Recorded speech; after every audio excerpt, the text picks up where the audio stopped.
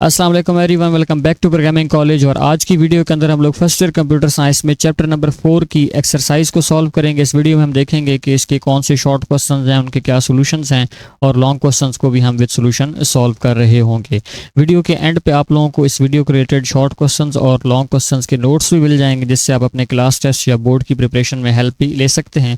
तो स्टार्ट करते हैं एक्सरसाइज को सॉल्व करना। अच्छा, अब ये जो MCQs हैं, इनका सोल्यूशन बुक के एंड पे भी मौजूद होता है और आपको मैं कॉमेंट सेक्शन में भी दे दूंगा, तो आप लोग वहाँ से जाके इनको टिक लगा लीजिएगा।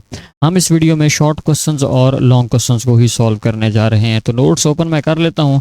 इनका जो लिंक है आपको डिस्क्रिप्शन बॉक्स और कमेंट सेक्शन दोनों जगह पे मिल जाएगा। आप एक्सरसाइज में जो फर्स्ट शॉर्ट क्वेश्चन है वो ये कहता है कि एक्सटेंड फंक्शन पाइथन में कैसे काम करता है। जो आप की बुक्स लेंगे ना, तो वहाँ पे एक्सटेंड की जगह उन्होंने इंसर्ट फंक्शन को एक्सप्लेन किया हुआ है। ठीक है, तो इंसर्ट बुक के अंदर भी है। इंसर्ट फंक्शन जो है वो चीज़ें ऐड करने के लिए यूज़ होता था। हमने क्योंकि बुक को ही सॉल्व करना है, तो हम एक्सटेंड फंक्शन के मुताबिक ही मैंने नोट्स बनाए हैं। तो एक्सटेंड फंक्शन बेसिकली क्या करता है, ये दो लिस्ट को आपस में मर्ज करने के लिए यूज़ होता है। ठीक है, एक्सटेंड फंक्शन का हम यूज़ क्या करेंगे, लिस्ट में कोई आइटम्स किसी और लिस्ट के ऐड करने के लिए हम यूज़ करते हैं, और ये ओरिजिनल लिस्ट को क्या कर देता है, मॉडिफाई कर देता है। कैसे, फॉर एग्जांपल आपके पास एक नंबर्स की लिस्ट है जिसमें 1 2 3 स्टोर है, और एक मोर नंबर्स की लिस्ट है जिसमें 4 5 6 स्टोर है। अब अगर आप लिखते हैं नंबर्स डॉट एक्सटेंड, यानी नंबर्स में क्या एक्सटेंड कर रहे हैं, मोर नंबर्स को, और उसके बाद आप प्रिंट करते हैं नंबर्स को, तो आपको आउटपुट क्या आएगी, 1 2 3 4 5 6, यानी कि इन नंबर्स में ये मोर नंबर क्या हो गए हैं, एक्सटेंड हो गए हैं। तो ये पहले क्वेश्चन का सोल्यूशन था। दूसरा क्वेश्चन वो कहता है कि explain the potential issues which could arise when two variable reference the same list in a program. कि जब आपके पास दो वेरिएबल एक ही लिस्ट को रेफर कर रहे हों, तो तब जो है वो क्या सोल्यूशन आएगा। तो इसको पहले हम समझ लेते हैं इसका कोड। अगर आपके पास एक लिस्ट 1 है जिसमें 10 20 और 30 स्टोर हैं, और आपने लिस्ट 2 को भी लिस्ट 1 के बराबर कर दिया है, तो अब लिस्ट 2 और लिस्ट 1 दोनों सेम ही लिस्ट को रेफर कर रहे होंगे। अब अगर आप लिस्ट 2 में चीज़ अपेंड करेंगे, जैसे आप यहाँ पे 40 लिखते हैं, आप लिस्ट 1 को प्रिंट करें या लिस्ट 2 को प्रिंट करें, दोनों जगह पे जो है वो चीज़ ऐड हो जाएगी। तो यही कह रहा है यहाँ पे आंसर में कि जब दो वेरिएबल रेफर करेंगे सेम लिस्ट को, तो दो बोथ के बोथ क्या करेंगे, पॉइंट करेंगे सेम मेमोरी लोकेशन को। इसका मतलब ये है कि आप किसी भी एक वेरिएबल को अगर चेंज करेंगे तो दूसरे में ऑटोमेटिकली चेंज हो जाएगा। ये सिर्फ पाइथन में लिस्ट के अंदर होता है। उसके बाद स्टैक के last in first out principle को और स्टैक को हमने डिफाइन करना है। तो स्टैक एक लीनियर डेटा स्ट्रक्चर है जो कि आइटम को ऑर्डर मैनर में स्टोर करता था, जहां इंसर्शन और डिलीशन एक ही एंड से होती थी, जो कि टॉप ऑफ द स्टैक होता था। और इसमें लास्ट इन फर्स्ट आउट का प्रिंसिपल काम करता है। लास्ट, इसका मतलब ये है कि लास्ट आइटम जो आप ऐड करेंगे वही फर्स्ट आइटम होगा जो आप यहाँ से रिमूव करेंगे। और इसको आप ऐसे ही समझे जैसे आपके किचन में प्लेट्स पड़ी हैं, तो किचन में जब आप प्लेट्स रखते हैं तो जो टॉप पे प्लेट होती है सबसे पहले वही जो है वो रिमूव होती है। यहाँ पे हमने कोड भी लिखा हुआ है, एक खाली लिस्ट बनाई है जिसका नाम हमने स्टैक रखा है। डॉट अपेंड किया, 1 ऐड हो गया एंड पे, फिर 2 ऐड कर दिया, फिर 3, तो 1 2 3 ऐड हो गए। जब हमने स्टैक डॉट पॉप किया है तो फाइनल एलिमेंट 3 निकल गया है, दोबारा प्रिंट किया है तो 1 और 2 यहाँ पे आ गए। उसके बाद इन क्यू और डी क्यू ऑपरेशंस को हमने डिफरेंशिएट करना था। इन क्यू जो होता है वो क्यू के रेयर पे यानी एंड पे कोई चीज़ ऐड करनी है तो उसको हम जो है वो इन क्यू कहते थे। और डी क्यू का मतलब ये होता था कि आपने जी फ्रंट से कोई चीज़ रिमूव करनी है तो वो क्यू में से रिमूव हो रही होगी। और ये first in first out principle होता है कि जो फर्स्ट आइटम ऐड होगा वही फर्स्ट क्या होगा, यहाँ से रिमूव होगा। उसके बाद आपने स्टैक के ऊपर जो मौजूद दो ऑपरेशंस थे उनको एक्सप्लेन करना था। तो एक पुश का ऑपरेशन है और एक पॉप का ऑपरेशन है। यहाँ पे थोड़ी सी मिस स्पेलिंग हो गई है, आप यहाँ से देख लीजिएगा, परफॉर्म्ड ऑन स्टैक आगे लिखा हुआ है। ठीक है, तो आप यहाँ पे लिख लेना। तो एक चीज़ यहाँ पे पुश का क्या कहते हैं, पुश का ऑपरेशन होता है और दूसरा ऑपरेशन पॉप का होता है। पुश का मतलब होता है स्टैक में चीज़ ऐड करना और पॉप का मतलब होता है स्टैक में से चीज़ रिमूव करना। छठा क्वेश्चन है इन क्यू और डी क्यू को डिफरेंस बताएं। तो ये फोर्थ क्वेश्चन में भी हमने यही काम किया है, तो सेम एज 4 क्वेश्चन जो है वो ये हो जाएगा। उसके बाद आ जाते हैं लॉन्ग क्वेश्चन में। तो लॉन्ग क्वेश्चन में पहला लॉन्ग क्वेश्चन है कि आपने लिस्ट की डायनामिक साइज़ की प्रॉपर्टी को एक्सप्लेन करना है और ये कैसे लिस्ट को फ्लेक्सिबल बनाती है।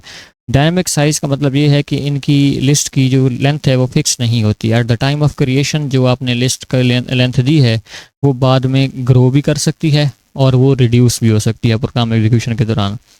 बकाया जो लैंग्वेजेस होती हैं वहाँ पे आपको साइज़ वगैरह डिफाइन करना पड़ता है पहले ही।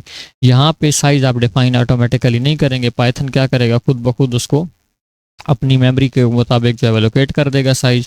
जब आप आइटम्स ऐड या रिमूव करेंगे तो उसका साइज़ इंक्रीज या रिड्यूस होता रहेगा।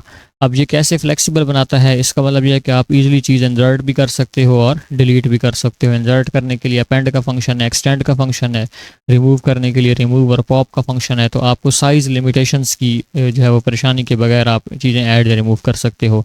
मेमोरी मैनेजमेंट आपकी काफ़ी इफेक्टिव हो जाती है, जितना डेटा होगा उतनी ही मेमोरी साइज़ आप लेंगे। प्रोग्रामिंग आसान हो जाती है, आपको स्टोरेज साइज़ की तरफ जो है ज़्यादा फोकस नहीं करना पड़ता, आप डायरेक्ट जो है वो प्रॉब्लम सॉल्विंग की तरफ चले जाते हैं। और डायनामिक डेटा को भी सपोर्ट करती है, यानी आप लोगों के जो नंबर ऑफ़ आइटम्स हैं वो पहले से आपको नहीं पता होते, यूज़र जितने भी नंबर ऑफ़ इनपुट कर दे उतनी चीज़ें ऐड हो जाती हैं। अब यहाँ पे लिस्ट में ऐड और रिमूव करने का कोड लिखा हुआ है, आइटम नाम की एक लिस्ट है, अपेंड 4 किया है तो यहाँ पे 4 ऐड हो चुका है, रिमूव 2 किया तो 2 यहाँ से रिमूव हो गया, तो 1 3 4 लिस्ट बच गई है। क्वेश्चन नंबर 2 में आप लोगों ने स्टैक के ऑपरेशंस बताने हैं रियल लाइफ एग्जांपल्स और पाइथन कोड के साथ। तो स्टैक जो है वो लास्ट इन फर्स्ट और प्रिंसिपल पे काम करता है। तो यहाँ पे 2 मेन ऑपरेशन होते हैं, एक पुश का ऑपरेशन होता है और एक पॉप का ऑपरेशन होता है। पुश का मतलब है चीज़ें ऐड करना, पॉप का मतलब है चीज़ें रिमूव करना। रियल लाइफ एग्जांपल यही है कि जैसे आप कैफेटेरिया में प्लेट्स पड़ी होती हैं, तो प्लेट्स के ऊपर आप प्लेट रखते जा रहे होते हैं, तो आप मतलब ये चीज़ें पुश करते जा रहे हैं। जब आप रिमूव करेंगे तो टॉप वाली प्लेट पहले रिमूव होगी, तो ये चीज़ पॉप कर रहे हैं।